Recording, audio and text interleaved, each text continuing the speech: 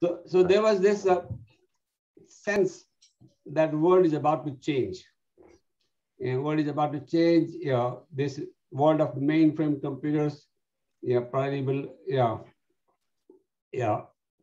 eventually get replaced by machines which are interconnected. It was a very far-fetched notion back then.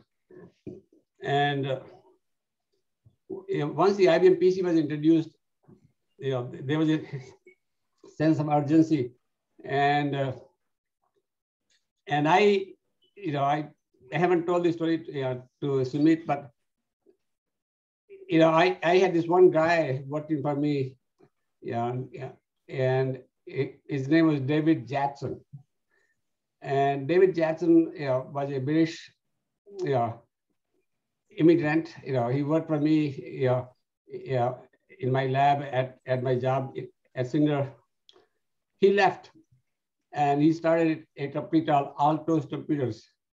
If you're old enough to know, Altos was one of the original hot boxes, Z80 based CPM machine. Was the first business computer. There was the Apple computer, which was a hobbyist.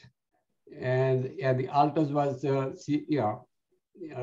business machine, CPM, and if you remember, the original word star and the original spreadsheet. I'm trying to remember the name. The Mitch Capel thing. VisiCalc. Yeah, Vegeta. Yeah. There you go. You remember that? Yeah, those were the two applications on CPM, and that made CPM machine very, very popular. And IBM followed, and of course IBM co-opted everybody. But David Jackson, I saw in the news, had become an entrepreneur, and that hit me like a ton of bricks. If David Jackson can do it, why not me? David is not as smart as I thought I was at the time. He worked for me. I'm an IITian. David was by no means an IITian, right? So just an Oxford guy. so that thing totally destabilized me as an individual. I just would not sleep after that one. I kept saying, why am I stuck here at this job? I had been at that job for 9 years, almost 10 years. And I was reaching my mid-30s and doing really well, making good money. That wasn't the problem. But I could see where I would end up, because my manager had a side business in Amway. Side gig. It's like an Uber driver back in those days. Yeah, and I said, and so there were things like that, and I said, I am at the top of my game. There's no place up to go other than to Amway, and that thought really scared me, and so I finally had to give up my job, and this IBM PC and Ethernet happened, and I looked at them. I said, the world is about to change. We will need networking. And maybe I have to go do networking, even though I had no background in networking at the time, but nobody did really, right? And so that's what we did. We jumped in to do the networking. So, I think this case has, whenever you write a case, you think about what subject area, you want to target, because they always got to think about what class they're going to use it for teaching. And I think this is really a strategy case because it's you're making decisions in sort of the fog of war. There is no established business here that you're just kind of incrementally changing. It's rather, there's marketing, there's there's product, there's pretty much you're creating something out of nothing, and so I think to me, I thought the key strategic choices you had to make, and I know it's one thing to say you're in the right time at the right place, but strategy is all about timing and making sure you make those decisions before anyone else does. And I thought the key decisions had to do with, and they're very relevant to this day, right? How do you monetize open source? How do you establish a standard? How do you deal with pricing, right? What's the optimal mix between hardware and software as part of your business? Do you have channel partners? Do you white label? Do you go direct to go through OEMs? Do you go direct to consumer? These are like all the same choices that people are faced with now, and in lots of other industries. And so I thought, all of those, the ways in which you approached all of those questions and how you iterated on them and how you experimented around them, and how you made commitments. There's one more angle. There's one more angle. So by 1980-81, the chip business had totally changed. When I started working in 1969, we started with the transistors and discrete components, turning into simple gates and function, R function, and then became smart, slightly bigger integration, MSI, medium scale integration, 4-bit adders, 4-bit registers, and then came the LSI, in mid 70s, and bigger and bigger chips. By the time late 80s, the art of doing logic design using the simple building blocks was lost. Because the people had the bigger building blocks and they built from their microprocessors, big memory chips. So here I was the guy who was a magician with logic design. I could use the bits and make the mentions, right? And I looked at the specs of Ethernet and I said, 3 to 4 years, that's what they announced, the chips will be available. I can do them in 3 to 4 weeks. So I sat down and I designed an Ethernet board, the core heart of it on my, using drafting table, paper, pencil, and I looked at 10 different ways. I said, it should work. It should work. And why were they on a 3-year timeline? Were they just, it wasn't because they lacked the technical skills? No. The chip design process is very lengthy process. When you have hundreds of thousands of transistors being laid, they were being done by hand. Remember, they're not modern day tools available at the time. They were all being done by hand at that scale. Somebody had to do a logic design. Somebody had to convert that into layout. Somebody had to convert that into transistors on the thing. And then, then somebody took the photos and made the glass plates. The process was a lengthy process. And then of course it had to be debugged. And so it was to make the microprocessor chip, there was a whole cycle. But I wasn't going to make a microprocessor, processor chip. I was going to use the standard boards, that were being used still, and I was very used to, by the the science was, the technology was transitioning. We still had the old stuff and new stuff was happening.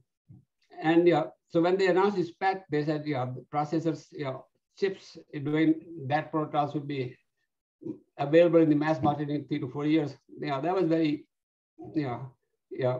normal thing to happen. But I was able to do that design in about 3 weeks.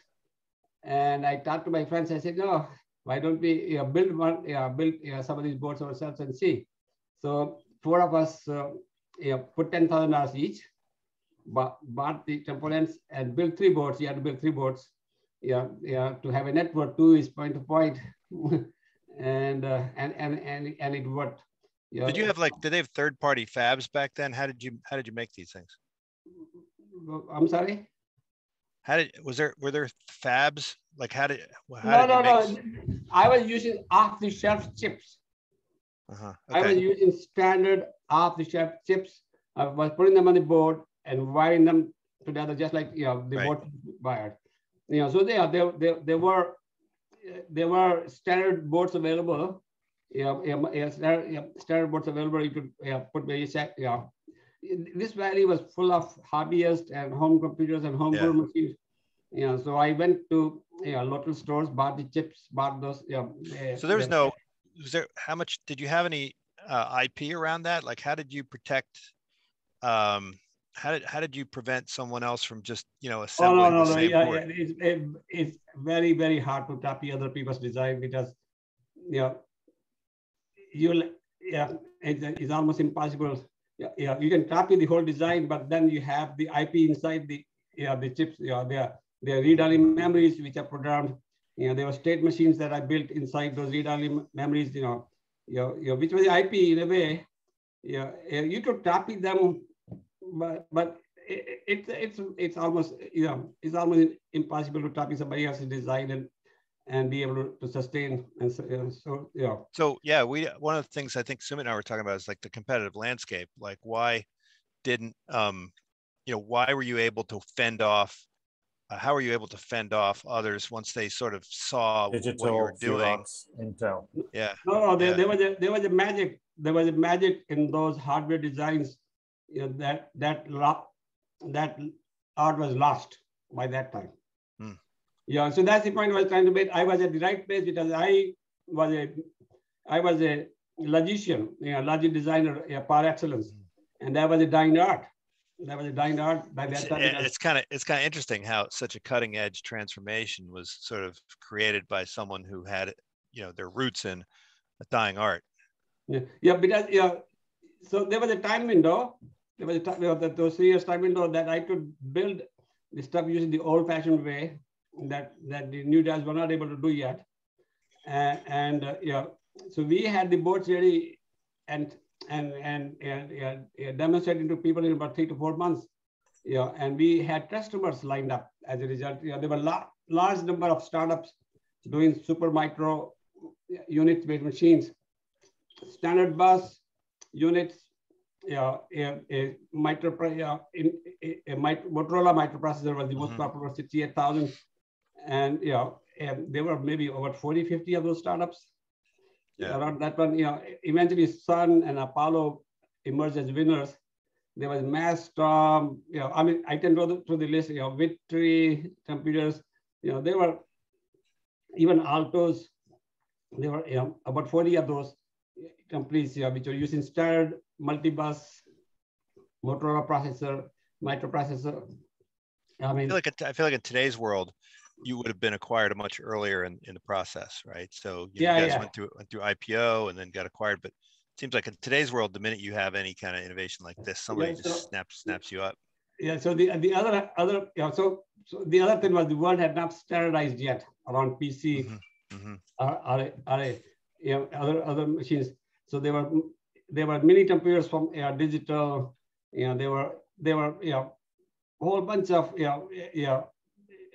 various machines. I mentioned in that paper there were mini computers, multiple buses, multiple operating systems. It was a hodgepodge, and people had been buying them. And we came up with a solution which basically helped you, with the way things were. If you had to choose, you wouldn't do it that way. Right. But people got there. And I walked in and said, my ads here, you would think somebody would collect your PC to your Unix machine to your VAX computer, right? And those ads really hit home. And that's my other part. I turned out to be much more of a marketing genius than anything else, because I figured people have been buying these machines, and and IBM was selling 100,000 of those machines a day by 83, 84. I'm sorry, 100,000 of those machines a week by that time, and then it was eventually a day. And I'm saying they're selling 100,000 desktops a day. Oh yeah. Eventually they were selling even more than that, right? Eventually they were selling million a day, right? At the peak, IBM PC was 300, 400 million PCs a year, right? So I was doing calculations. There have been 50,000 computers sold of all types, the mini computers. And so if there are 3 per customer, there are about 10 to 15,000 of those customers out there. Maybe on average they have 50 to 100 PCs, and maybe on average they have about 5 to 10 Unix machines. So I was saying, how do they do the file transfers? So I assume that if I was to make a pitch, if you have all 3 of those machines, I am your solution. And that turned out to be a really right pitch.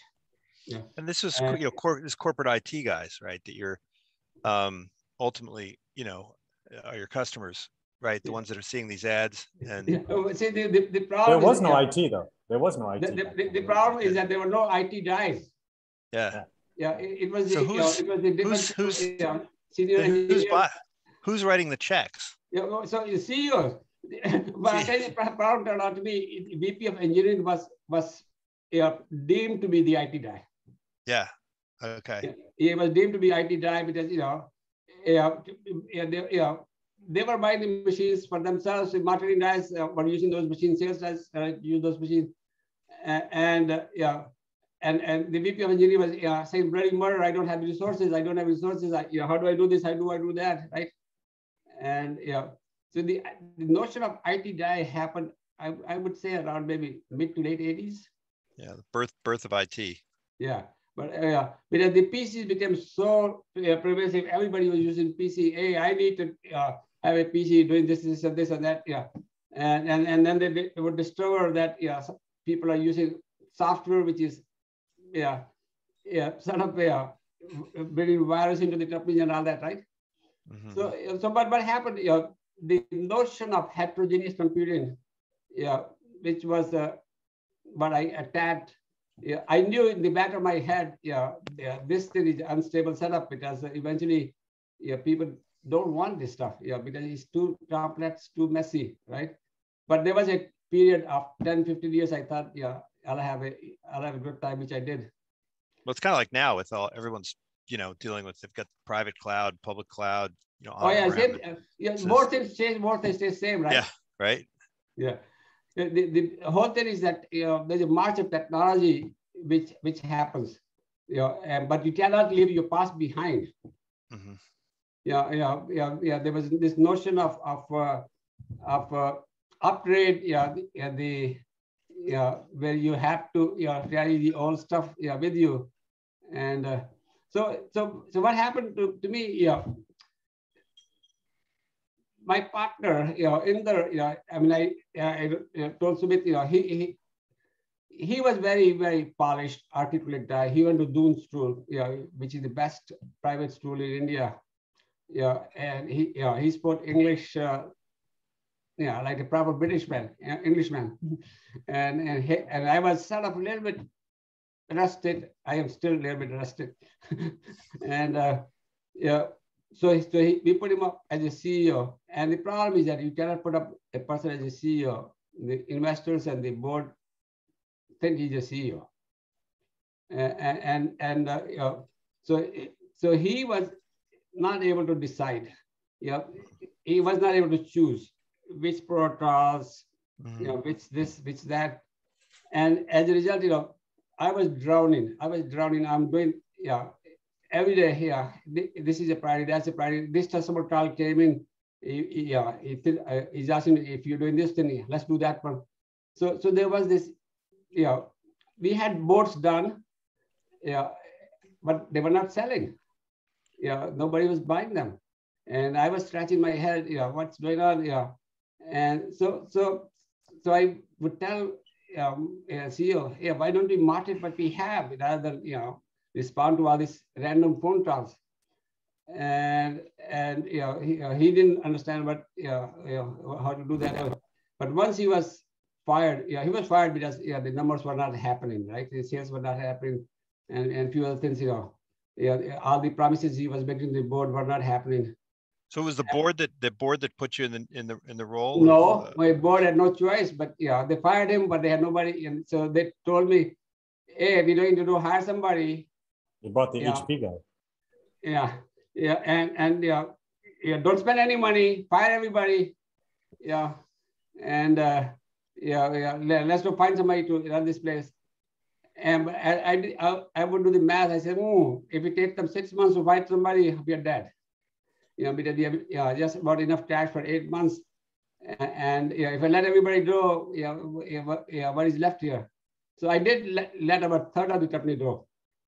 To stretch the runway to about 8-9 months. And then I opened up, I had opened up with the ad campaigns. I repackaged the products into end user bundles, a VMS package with 5 PC packages.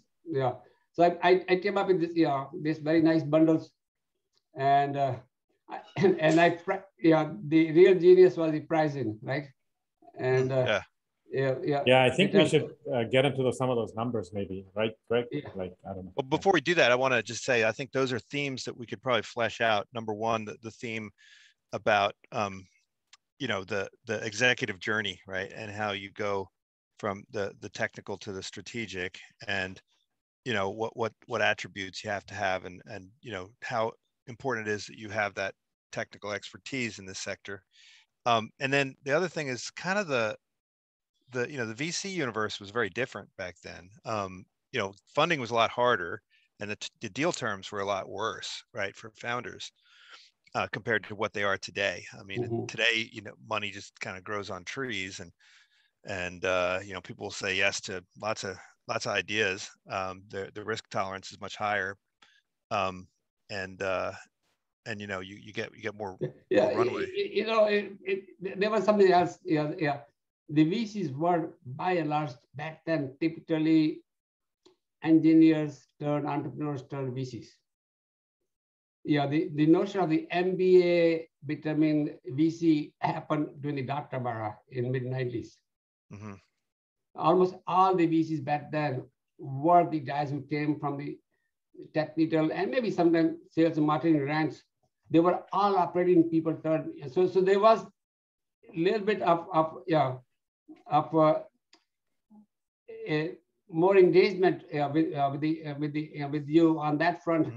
Mm-hmm. Much later, when I was going through this process, there were VCs who had never run a company, who had never had an operating job, and I used to scratch my head: how would they ever understand and help entrepreneurs?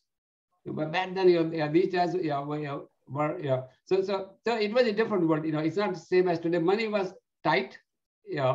Money was for sure tight. They were a little bit but I found that not to be the issue. There was this issue of risk taking, right? They gave us the money based upon what we promised. We are not selling anything. We are not making revenue that we promised that we would be making. They were upset. They were very upset. So so what happened? The three founders were Indians, and so the main guy who was their interface at the board was sort of lying, over promising, under delivering type of thing, right? And that went back to all the Indians are bad. And so when I was told, hey, we're going to bring a proper CEO here, cut back the expenses, hold the money, and we're not giving you a dime more, right? So I had a simple calculation. I listened to them. They fired me too, and then they have nothing left.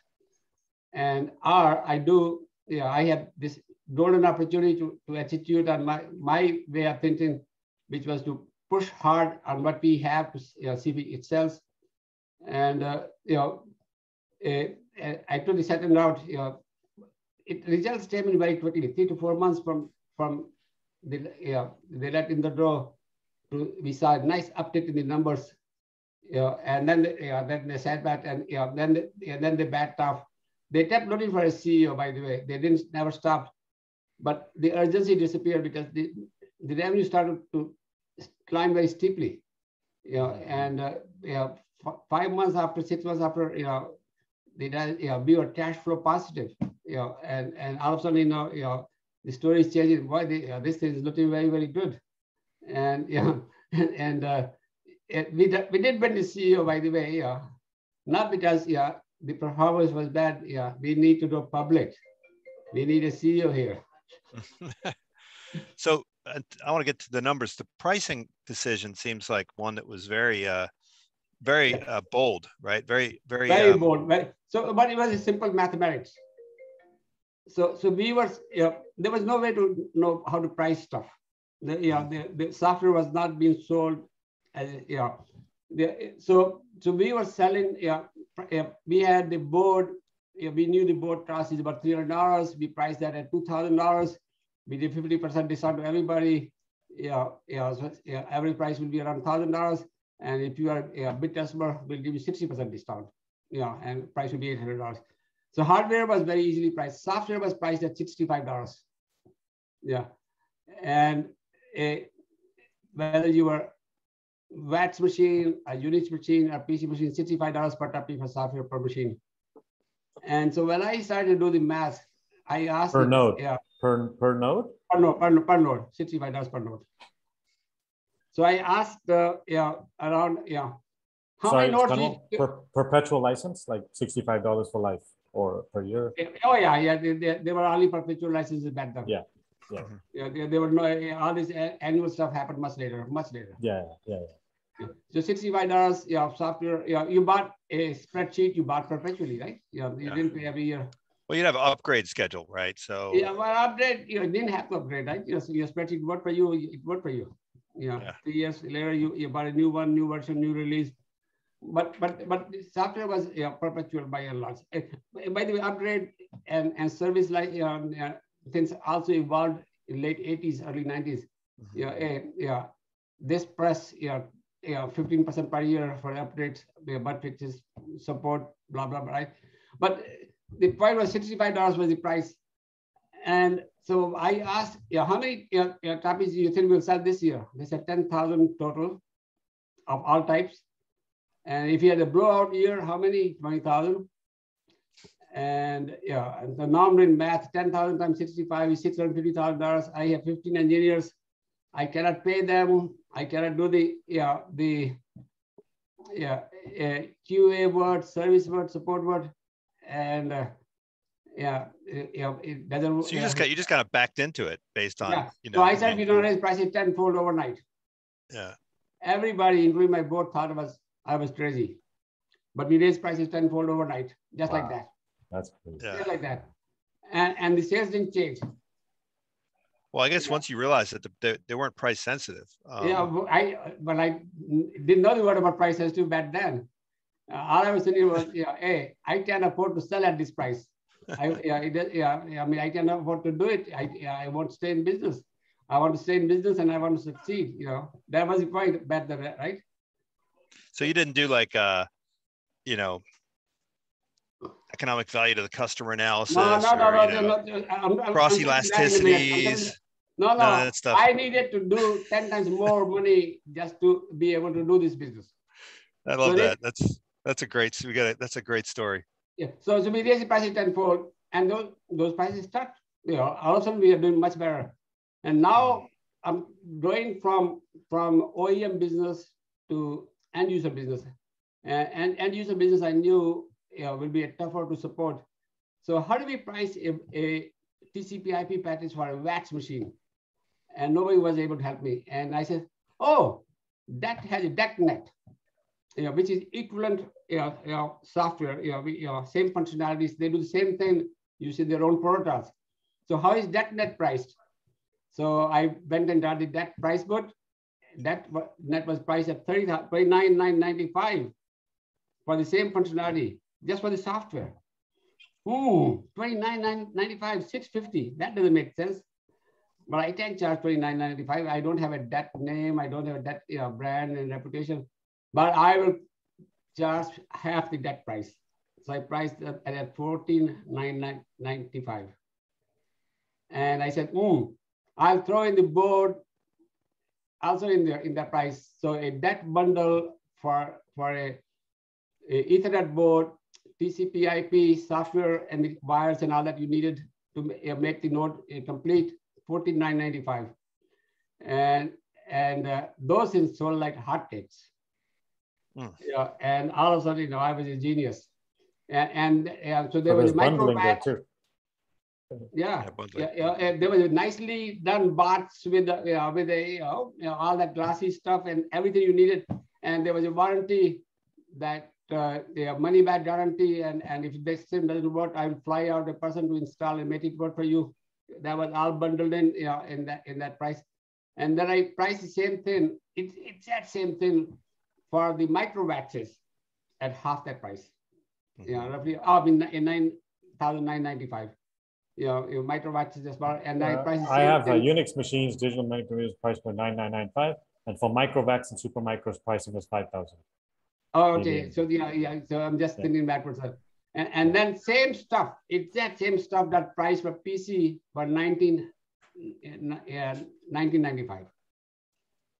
Yeah, same software, same hardware that priced for PC at about $2,000, for Unix machine around $5,000, for micro batches around $10,000, and for batches around $15,000. Yeah, there was no difference in any of the stuff. Mm-hmm. Yeah, and so I think the other big question is like, how on earth did you get everybody on how do you get everybody on board, right? So just to establish a standard outside, just throughout the entire ecosystem. There was nothing out there. There was nothing out there. It wasn't that market knew what to do, what to price. So my thing was that once a digital price was available to me, what digital is charging, I'm offering you same functionality as what digital is charging, except TCP/IP and Ethernet rather than DetNet, and I'm giving you same guarantee.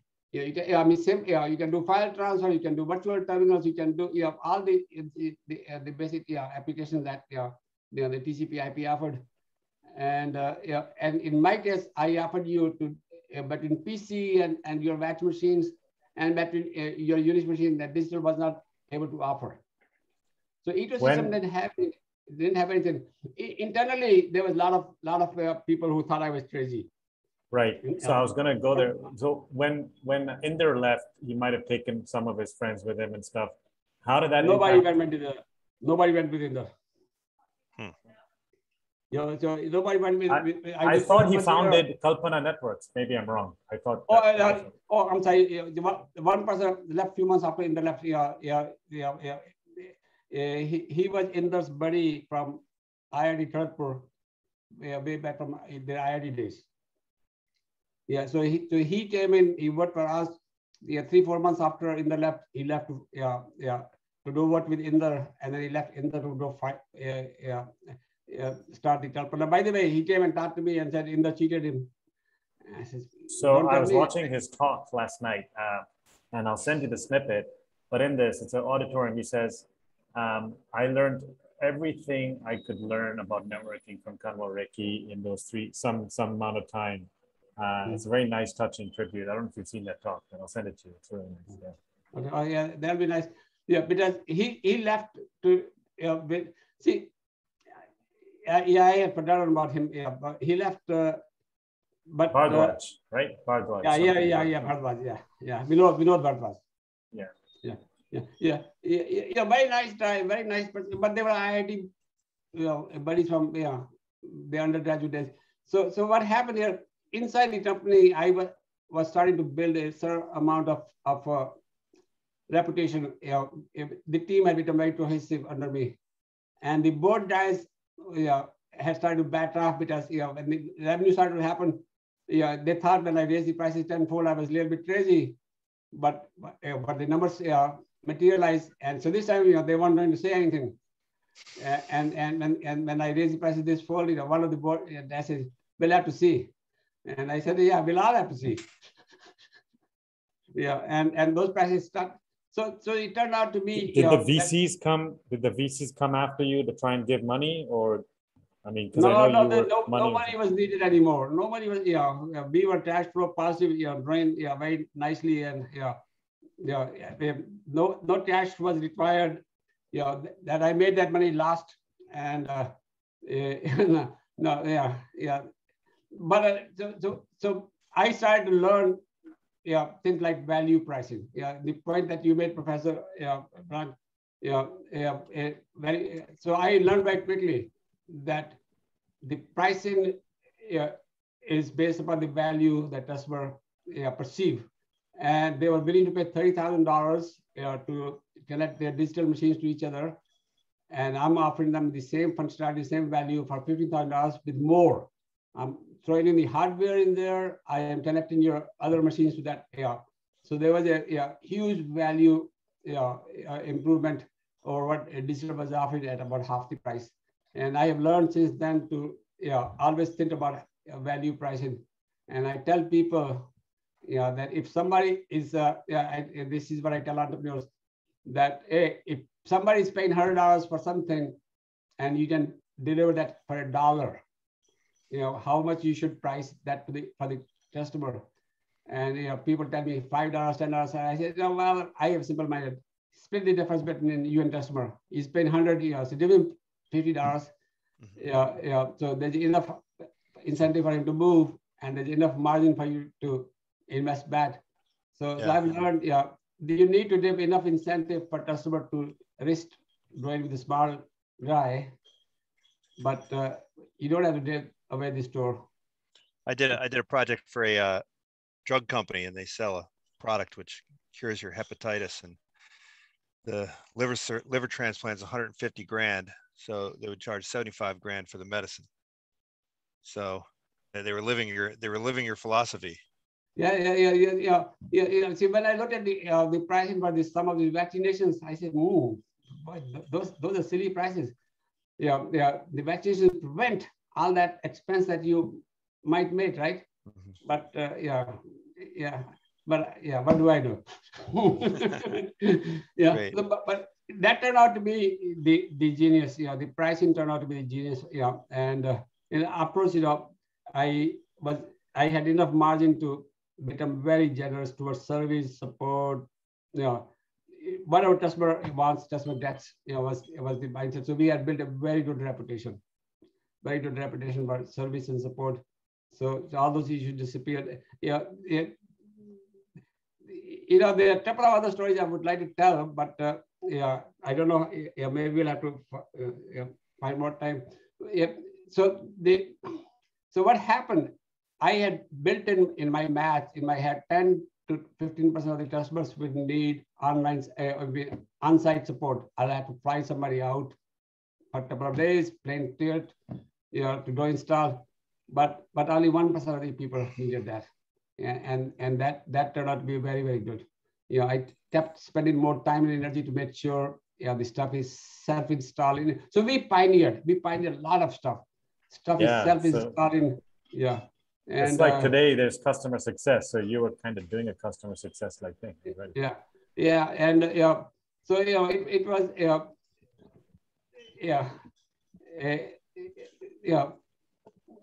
we were profitable first year after took over, and we stayed profitable forever after that one. So what would be the other themes that you'd want to kind of get across, messages that, I'm sure when you give talks and stuff, you want to get a few messages across. What are the key takeaways you think that we should somehow pack into this? Yeah. So the other part of the thing is that the businesses, end user businesses and enterprise businesses don't mix very well. Because they have a different economics. They have different economics, and they have a different pricing structures. They have a different way of packaging, testing. So we started out as an OEM player.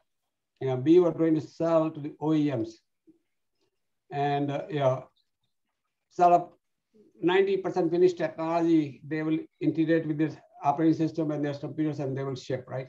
Well, back then, I mean, the OEM market wasn't as competitive as it later became, right? Well, it was very competitive back then too, but the OEMs hammered you to lower your prices down to bare bones, because their machine price will depend upon the margins will depend upon that one. So what happened? We did sign 35 OEMs before I became CEO, but those 35 OEMs put together were making very little revenue and very little margin. So we had revenue, but it was like living hand to mouth in terms of margins. So you're burning cash as a result. So what did you keep the OEM contracts? No, that's where I was coming to. So I started to, once this started to happen, I started to become harder on my OEMs. Raise their prices just like I raised. $65 software price is now $650. You get your 40% discount of $650 rather than $65. And so I did sign 2-bit OEMs. Actually 3-bit OEMs. Where I would finish the technology up to the end user point, where you just have to put your label on the thing and ship. Yeah, but I already had done that for various machines, right? So you didn't have to do any integration on your side. So I started to eventually say, hey, my units price are $5,000. You get 40% discount off that number. 45, rather than, the hardware and software thing I was giving you before. And I was able to force. So I did sign 3 with OEMs, the NCR, Sperry, and Siemens. They promised to buy lots of boards, and the NCR turned out to be a very good buyer. So while I am learning, to increase my business, NCR business was starting to become a meaningful business. They were buying 100 boards a month. This is before I raised the prices. And we had a deal, we had a contract, that they will give me 90 days purchase notice. They will, if I need to expedite, they will pay me expedite charges, FedEx charges. But every month they came, on the last day of the month, hey, we need 100 boards. Can you FedEx to us? And I would say, well, I don't have, you're supposed to pay me premium. You're supposed to pay me the FedEx charges. You want the business or no? Yes, sir, I want the business. And I will ship them, but anticipating that they will come next month also. I will take the risk. So 2 months I shipped them. The 3rd month they came, and they wanted 200 boards. And I said, I can't ship. I don't have them. I needed 90 days notice. This is last day of the quarter for NCR. And the guys. They must have had really good pricing. So they must have been very. So I said, you got to pay me the premium that we have in the contract, and you got to pay me the FedEx charges. I said, you want our business? I said, no, I don't want your business. The guy on the other end fell off his chair. An hour before the FedEx deadline, I'm all ready to ship. Their general manager comes online. He says, we need those boards. We can't make our numbers. We have our customers. I said, yeah, well, you need to pay me. We have a deal that you have not been honoring. He says, what do you mean we have not been honoring the deal? We haven't bid us. I told him, no. The guy has been not honoring the deal. And he said, oh, we should honor the deal. So I forced them to pay me the premium for the previous 2 months, plus this month, plus FedEx charges in the last 2 months and this month. And I shipped them the board. Boom. And everybody in my board thought I was really great, because so I learned that lesson. There's a power equation. We call it this could be in a negotiations class. They told me to drop my pants twice, and I did. And 3rd time I told them to drop their pants. And after that, but nobody, board started to worship me as a genius, business guy. Because everybody, my VP of sales thought, you can't mess with NCR. They're our #1 customer. Well, it's kind of like Intel and IBM. I mean, Intel was bending over backwards to keep IBM happy, and then until they got to the 386, and then they were like, now it's time for you to make us happy. Yeah, you made us happy. I got Compact taking care of me, right? Yeah. So in this case, the Siemens was a very good customer, and they honored the deals. The NCR never messed with me after that.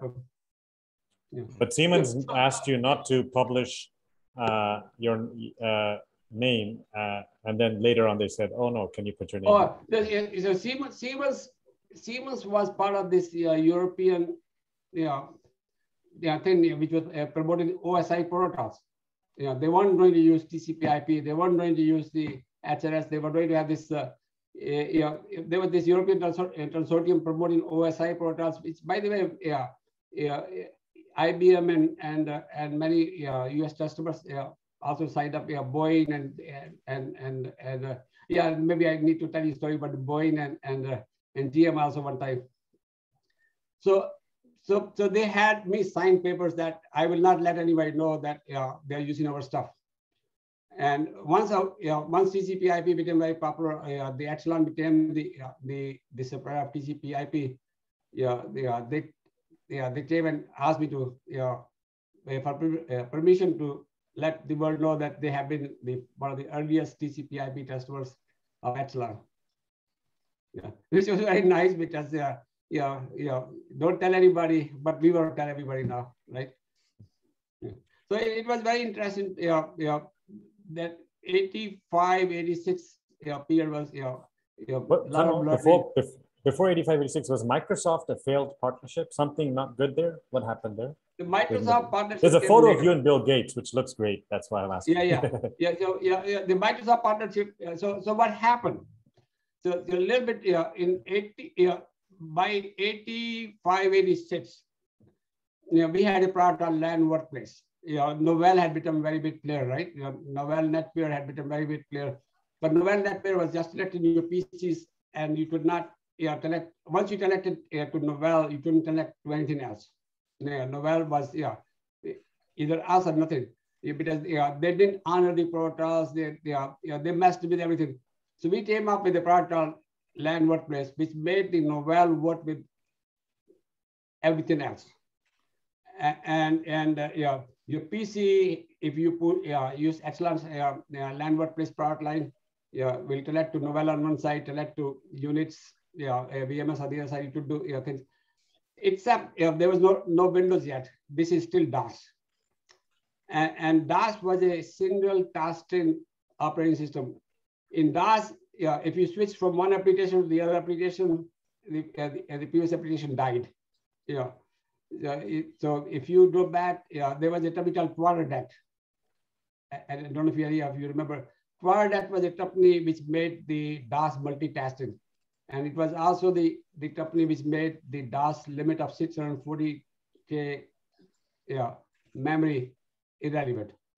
So they came up with this little bit of wrapper around DOS, which made the your applications remember the state, and also gave you the extended memory. So there was a partnership between QuarterDet and Excelan, and that LAN WordPress product line was selling like a hotcake. That was really selling well, and Microsoft could notice, and they came and talked to us. Can you help us do what you did with the QuarterDet? So we taught Microsoft. How do you spell QuarterNet? CHOIR? Quire? Like QuarterNet? QuarterDet. QuarterDet. Yeah. Oh, that was a very successful company, which made the DOS really work well. You could run five applications. You could run 5 applications, and you can go back and forth between those applications. And with our networking, those applications could talk to different hosts in the back. So the Microsoft came to us and said, can you help us do what you have to do?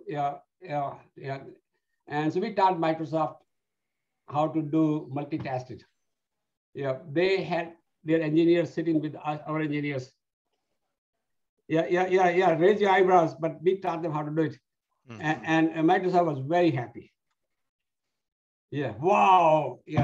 And that became the basis of Windows 3.0.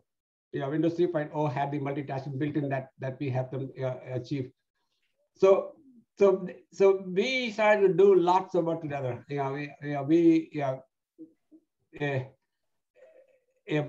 thought we had a nice partnership going.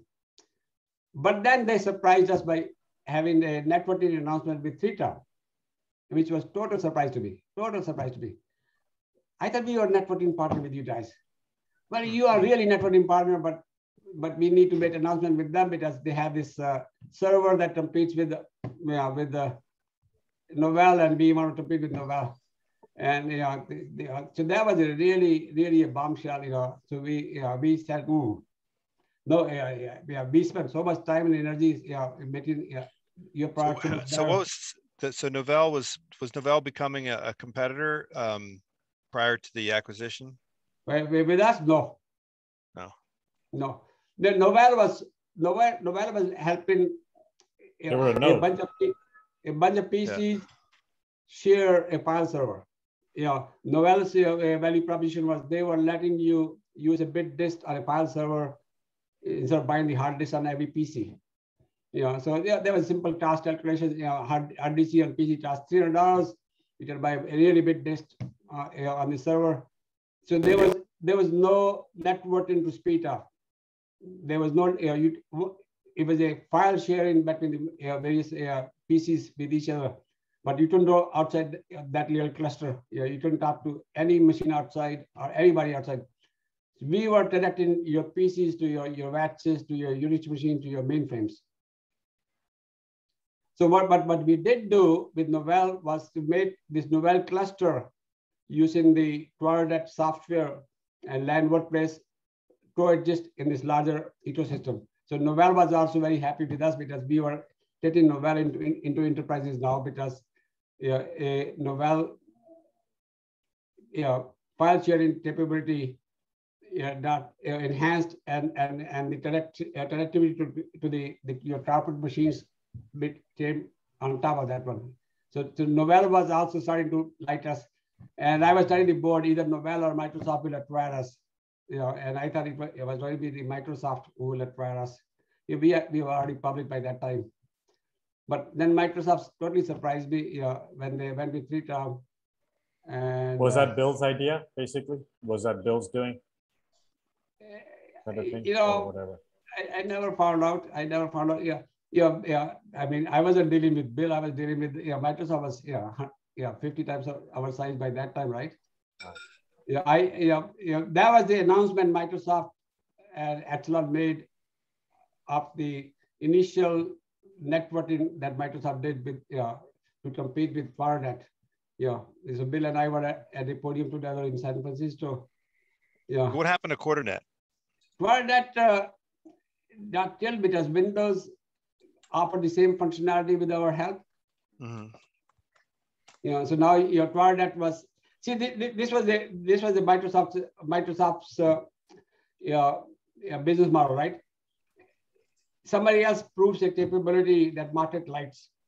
If they find partners to bundle that in their DOS or Windows, right? So why would I pay extra money to get that capability from somebody else, right? And that's what they thought they were going to do to us also, but they couldn't do it, because we had a lot more technology, we are a lot more savvy about this corporate environment than they were. So the product eventually got they went the route of Vigitel and a lot of those players, right? If you remember those. So that was that a very scary moment when like the PCs coming up, now Microsoft can multitask, and now they are taking you out of their partnership stack, and so now you have one less node, a major node. No.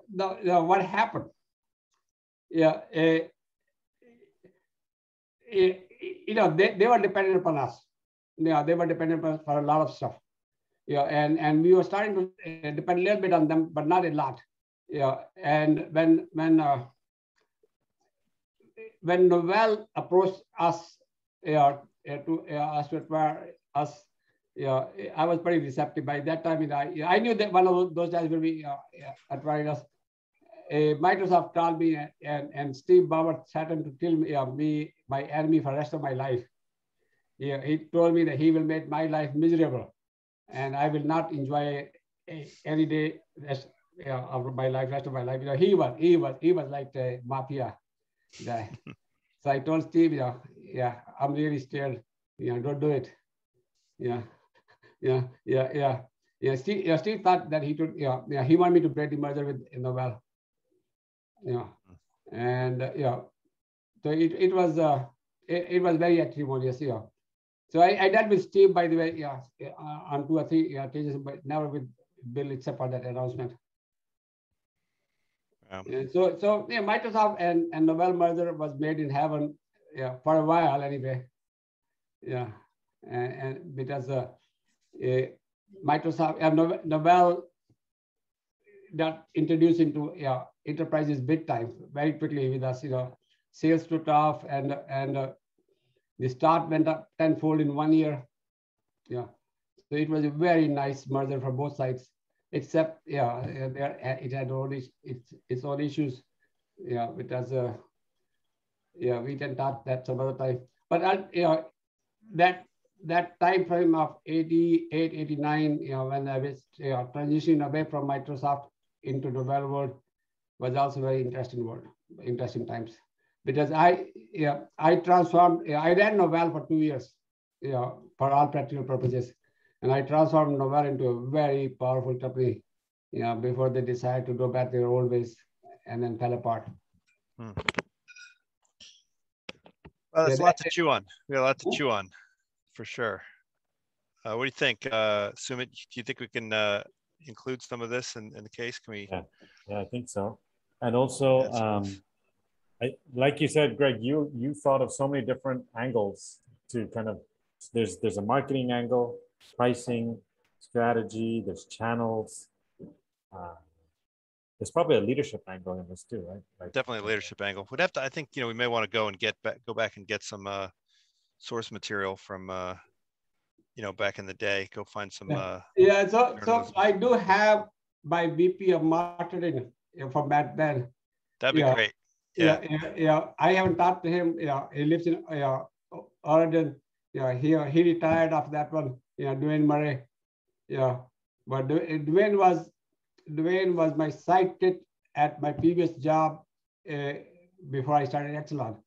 He was one of my underlings along with David Jackson. And when we did the Excelan, I told Dwayne, I'm going to go to the startup. He says, you have room for me. So he came with me. And we should chat with him too. Get his take on some of the details. Yeah, because Dwayne was the guy who was the hardware engineer, and he learned everything from me, but he was very good. And when I took over the CEO, I took Dwayne from hardware engineering and made him the technical marketing guy. Help me sell this complex technology stuff over the phone. So Dwayne sat down, made the flow charts, made the conversations. If this thing they asked you, you answer this way.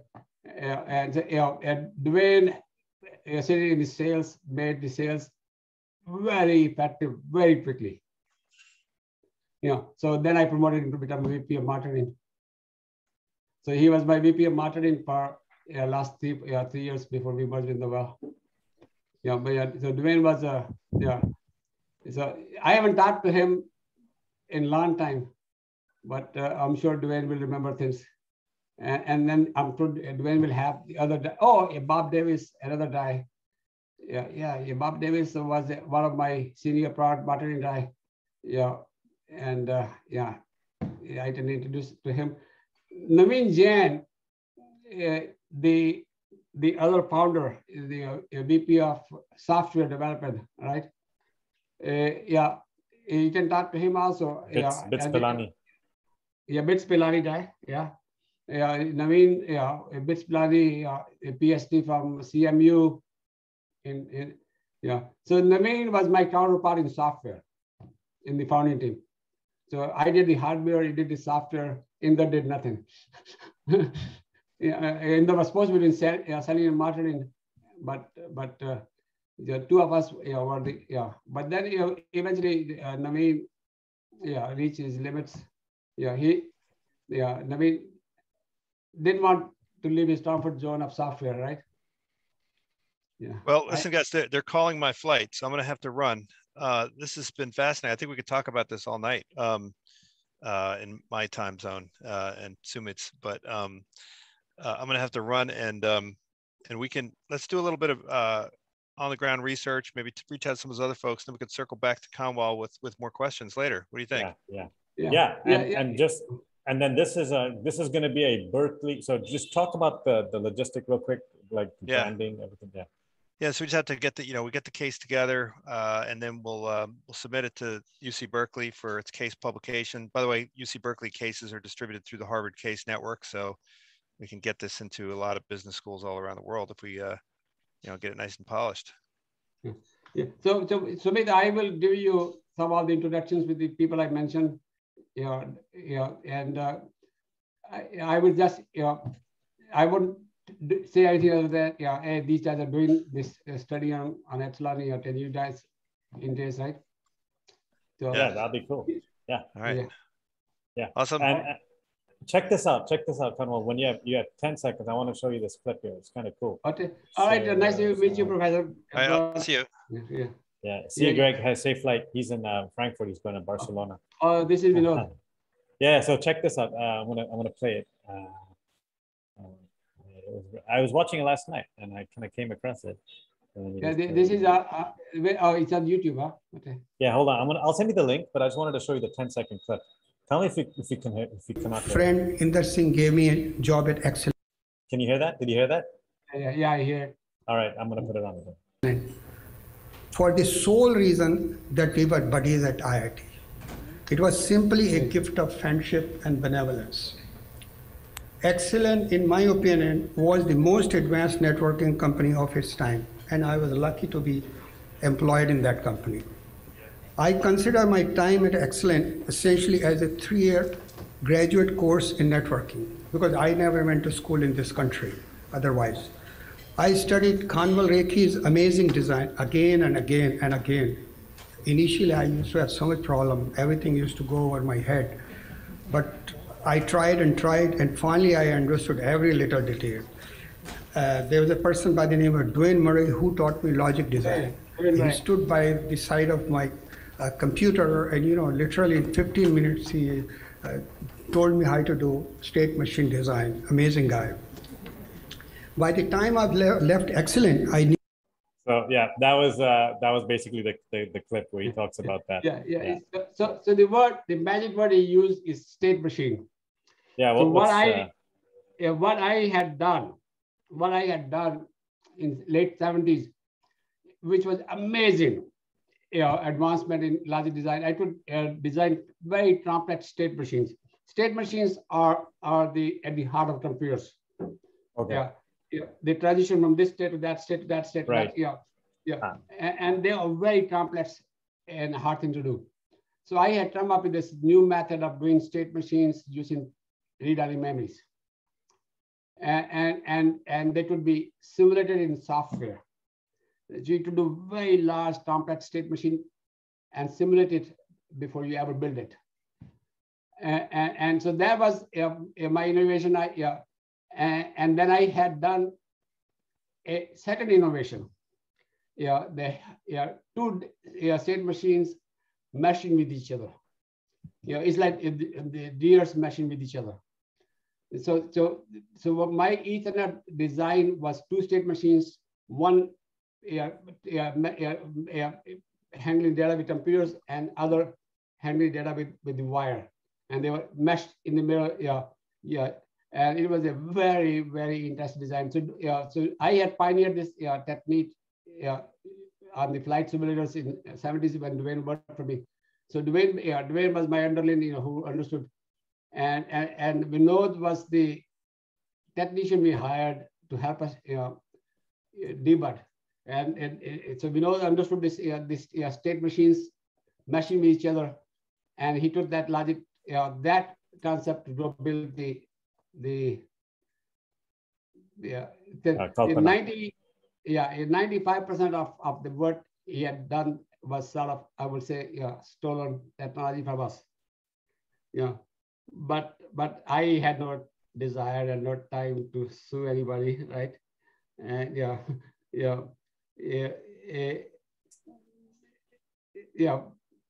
But I saw this, I say, hey, that looks like our stuff. But Vinod was a nice guy.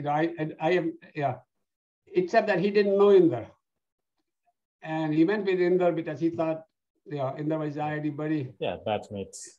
Yeah, and then he came and told me that Inder cheated him. I said, why are you telling me that? But by the way, the problem is Inder did cheat me. He did cheat Naveen, and he did cheat many other people.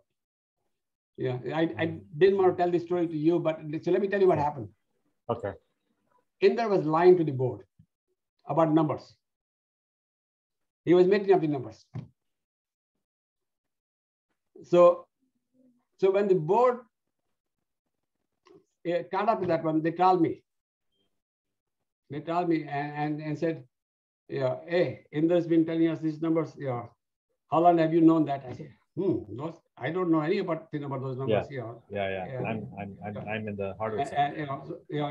So in there's been line, and so they said, we intend to fire in there. What would you do? And by that time I was very messed up. I mean, frustrated with Inder's actual ladder. I and Naveen will work 16 hours a day. Inder will work 5 hours a day. I'm already out here doing something. I'm doing there something, but there was nothing that visible to me. So when they fired him, in the table and say, hey, they're about to fire me. Why don't we all leave together? So they cannot touch us. I said, why would I leave with you? He said, because we are all IIT buddies. I said, no, I am nobody's buddy.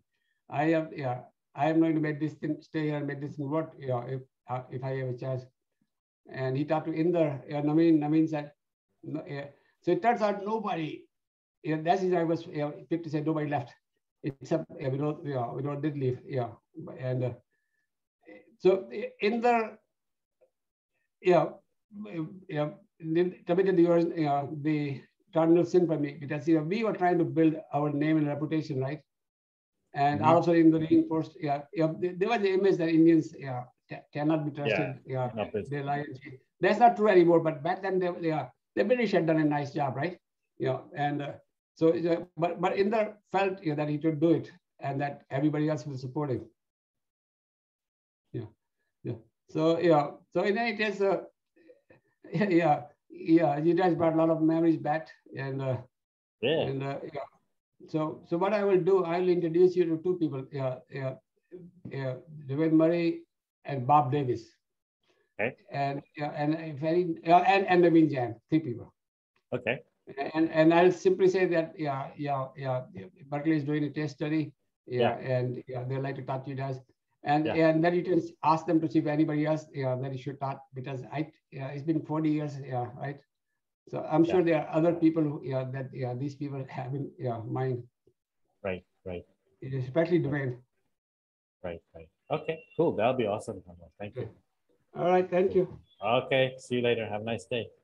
Yeah. Bye-bye. Bye.